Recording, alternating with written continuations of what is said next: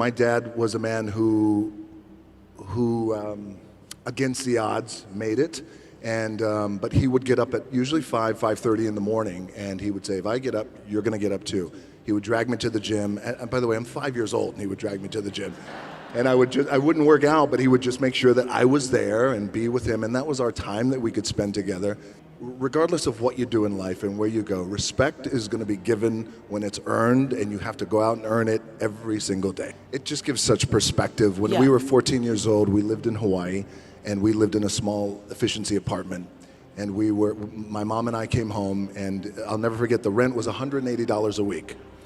And there was an eviction notice on the door, and this was the one, it was the final eviction notice. Like, that's the one. My mom started crying, and I never forgot in that moment. It was a seminal moment for me because I felt like I never want to be in this position again. What can I do? So at 14 years old, I thought, well, the heroes in my life, Muhammad Ali, for example, professional wrestlers, they're all men who have worked hard with their hands and they built their body. Yes, that's what I'm going to do. I'm going to do what my dad taught me and these other heroes. I'm going to go build my body so we're never evicted again. But being evicted, by the way, has not only given me just great perspective, but also great gratitude, but also, and my team and my family, we laugh at it, but I feel this way. But it keeps you grounded, by the way. Yeah. Yeah, because that's why the most this and the most that, again, it's wonderful, but the alternative is what I once was.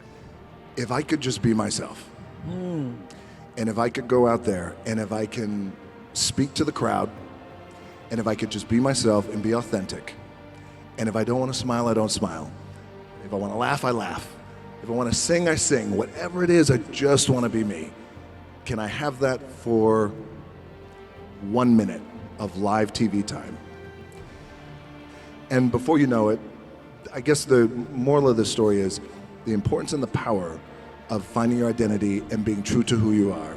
Even in that wild world of pro wrestling, it still applies to everyone in the room, and how powerful that could be, because it was a true shift and click moment.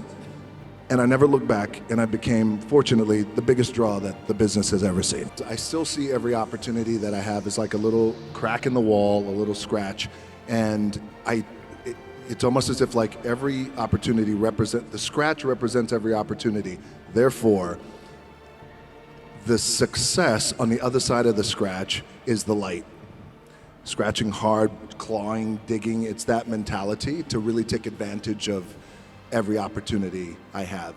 The gym for me and this physical activity for me is my anchor, and I always, I would recommend that for all of you guys in the room, is for us to find that anchor, whether it's hiking or biking or yoga or meditation or whatever it is.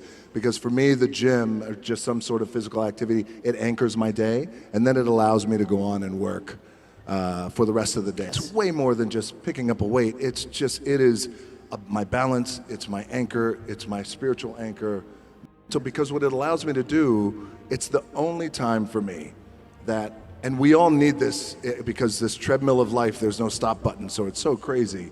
It just allows me to block out the noise and clear my head, think about what I need to do or accomplish, or think about the things I need to accomplish without the influx of information and people trying to tug at me and pull at me. Because you want to tackle the world, and you have all these dreams, and none of it came true. And it was also hard because all my friends around me, those teammates, they were NFL stars, and they became millionaires buying their parents a home. That's the thing, you want to buy your mom a home. So I said, I wonder how much money I have. And I took out my wallet, and I had a 5, a 1, and some change, and at least I rounded up. I'm optimistic. So I thought, I have $7. And now everything, my production company and all marketing, everything is $7.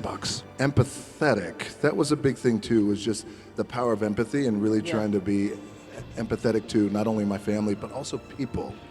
But then also self-empathy too, really helped me.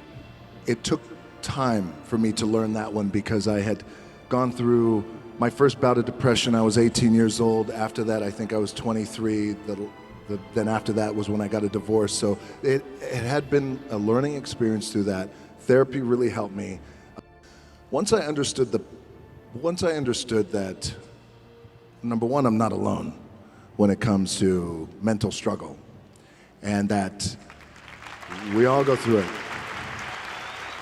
Because growing up, being in a house, like my dad was tough love, so sharing feelings and emotions, I didn't have that, so I held everything in, and plus I was an only child. I was the strong, silent type. Meanwhile, there was a lot of stuff happening going on in here.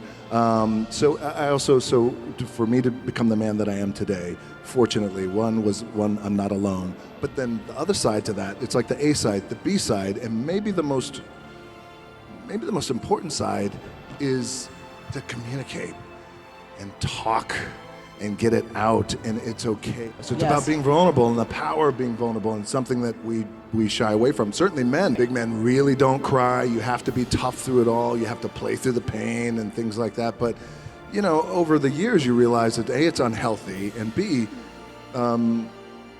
it's just not me. I realize that me and the identifying who I am is I need to talk about this.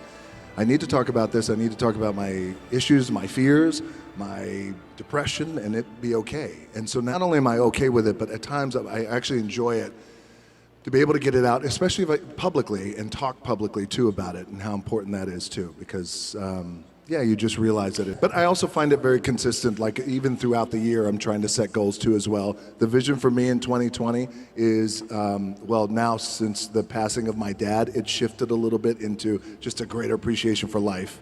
And when I talk about these little things and like really appreciating these little things, I mean little things, and really truly being in the moment and being present, and how important that is. And so even more present, because the other stuff I feel, the fame and the accolades and all that stuff is awesome, but that comes and goes. This kind of connection, this and what I have with my family and my daughters and people, like that means everything. And because that's an opportunity that I have to give joy and help, whether it transform or a movie or a thing or whatever it is, like that's the audience's experience. Audience experience is something that's deeply personal to me.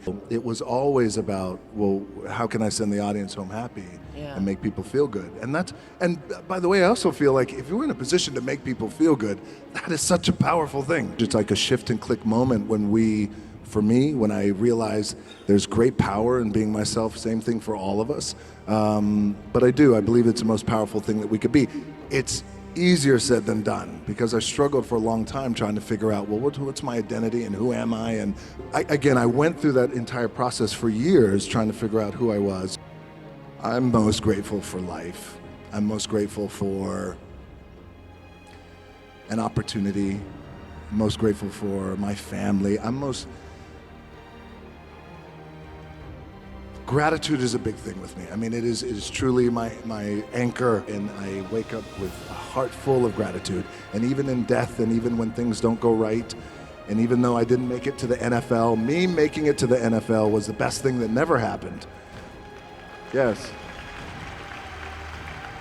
Because it also gave me a great sense of gratitude to be here. And I want to tell you guys, like I was so excited to come here and do this with you and share a little bit of my story and background and any kind of wisdom that I have learned over the years to share with you guys. I want you to know that, especially this week of just, laying my dad to rest, I needed this from you. And I thank you, truly. When you come to this room and you have thousands, 12, 13, 15,000 people who have one intention, which is to be better and give so much love and receive so much love. It's a powerful thing. It is a very powerful thing.